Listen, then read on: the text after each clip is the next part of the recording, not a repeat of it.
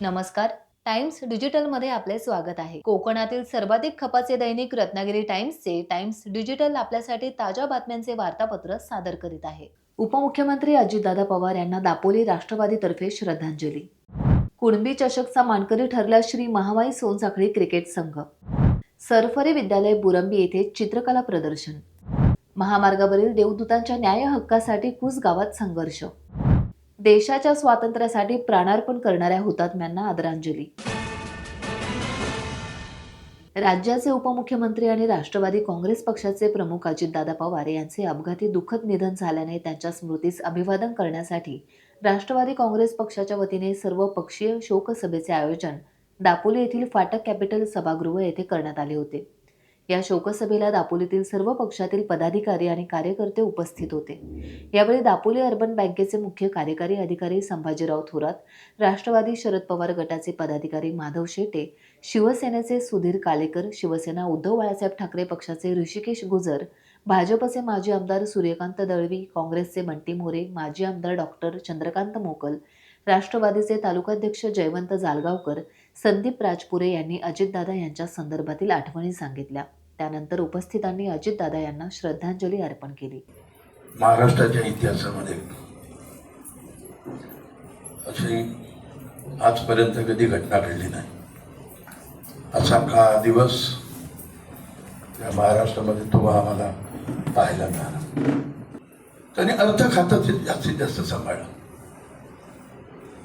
आणि त्या अर्थ खात्याचं विश्लेषण आजच्या लोकसत्तेला मुख्यमंत्र्यांनी दिले. वाचण्यासारखं आहे. एक त्यांनी उदाहरण दिलं. एक दिवस मध्ये गेला, परवा कॅबिनेटमध्ये बैठक झाली. 764 सार्वजनिक बांधकाम खात्याचे पैसे कसे वाचवले ते त्यांनी मंत्रिमंडळाच्या बैठकीमध्ये दाखवून दिलं, सांगितलं. मुख्यमंत्र्यांना आश्चर्य वाटलं. मुख्यमंत्र्यांनी आभार मानले. तासभर पाऊण तास त्यांच्याबरोबर त्यांनी गप्पा मारल्या आणि तो माणूस दुसऱ्या दिवशी आम्हाला सगळ्यांना सोडून जातो. पण त्यांचं नेहमीचं एक वाक्य असायचं, वैमानिकाचा आमंत्रण आलं, नेहमीचं वाक्य असायचं की मला गेलं पाहिजे. कालचा दिवस अख्ख्या महाराष्ट्रासाठी नव्हे तर देशासाठी अतिशय दुःखदायक आणि क्लेशदायक असा. कारण काल सकाळी ज्यावेळेला ही बातमी समजली तेव्हा क्षणभर त्या बातमीवरती विश्वास बसत नव्हता. अख्ख्या महाराष्ट्राला घडवण्याचं व्रत ज्या माणसानं घेतलेलं होतं आणि या चेहऱ्याकडे पाहत असताना नेहमी असं वाटायचं की एक ना एक दिवस हा चेहरा राज्याचं नेतृत्व करेल. त्या चेहऱ्याच्या शोकसभेसाठी आज या ठिकाणी उपस्थित राहिलेला त्यांचं दुःख शब्दात व्यक्त करण्याच्या पलीकडेच आहे. आदरणीय अजितदादा आणि त्यांच्या ह्या शोकसभेला आम्हाला यावं लागेल असं कालपर्यंत वाटलं नव्हतं.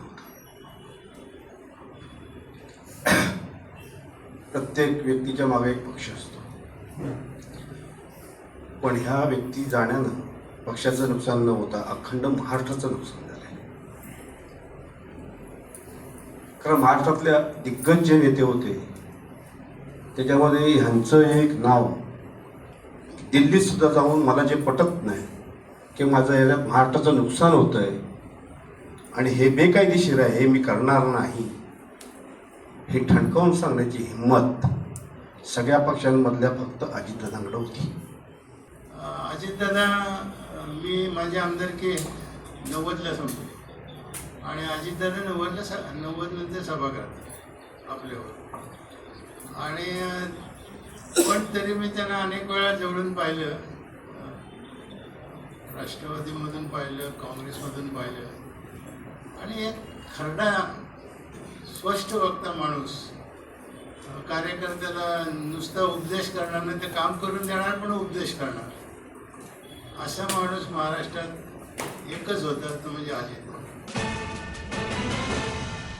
गुहागर तालुक्यातील मुंबई विरार येथे राहणाऱ्या चाकरमान्यांकडून ही अनोखी क्रीडा समिती स्थापन करण्यात आली होती. या युवा क्रिकेट समितीतर्फे क्रिकेट स्पर्धांचं आयोजन करण्यात आलं होतं. या स्पर्धांमध्ये एकूण 32 संघ सहभागी झाले होते. या स्पर्धेतील प्रथम क्रमांकाचा मानकरी ठरला तवसाळ येथील श्री महामाई सोनसाखळी क्रिकेट संघ. विजेत्या संघातर्फे जल्लोष साजरा करण्यात आला. तवसाळ येथील श्री महामाईच्या मंदिरात चषक अर्पण करण्यात आले. यावेळी मिरवणूकही काढण्यात आली.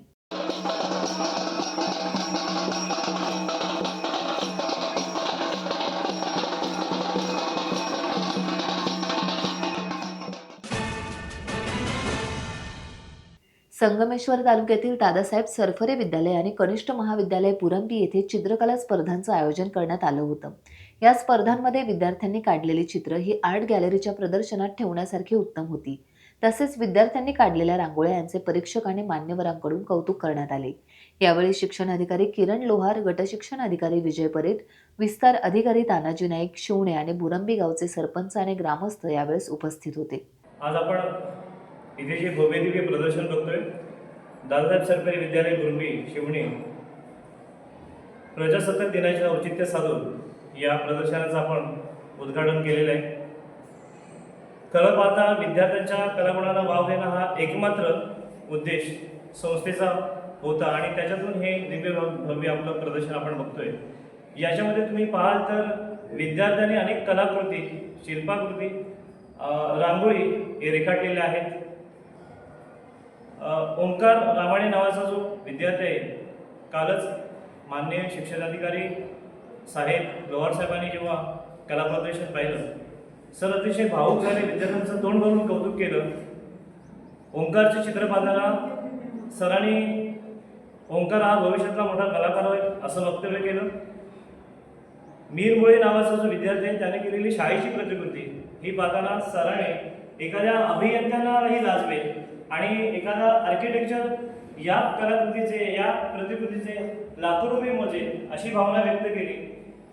हे प्रदर्शन भरवण्याचा एवढाच उद्देश आहे की आपण सर्व कलारसिक यांनी विद्यार्थ्यांचं कौतुक करावं, विद्यार्थ्यांना आजूबाजूच्या प्लॅटफॉर्म मिळावा आणि संस्था सातत्याने उपक्रम राबवत असते. या सगळ्याचं श्रेय मी पूर्ण टीमवर्क असल्यामुळं संस्था मुख्याध्यापक, माझे विद्यार्थी आणि पालकवर्गाला देईल. धन्यवाद. आपण या सर्वांनी या कला प्रदर्शनाचा लाभ घ्यावा, एवढंच. पुणे मुंबई राष्ट्रीय महामार्गावर अपघातग्रस्तांना तात्काळ मदत करणाऱ्या देवदूत कामगारांच्या न्याय हक्कासाठी कुसगाव येथे संघर्ष करण्यात आला. संबंधित कंपनी प्रशासनाकडून या कामगारांच्या न्याय हक्कांकडे सतत दुर्लक्ष करण्यात येत आहे.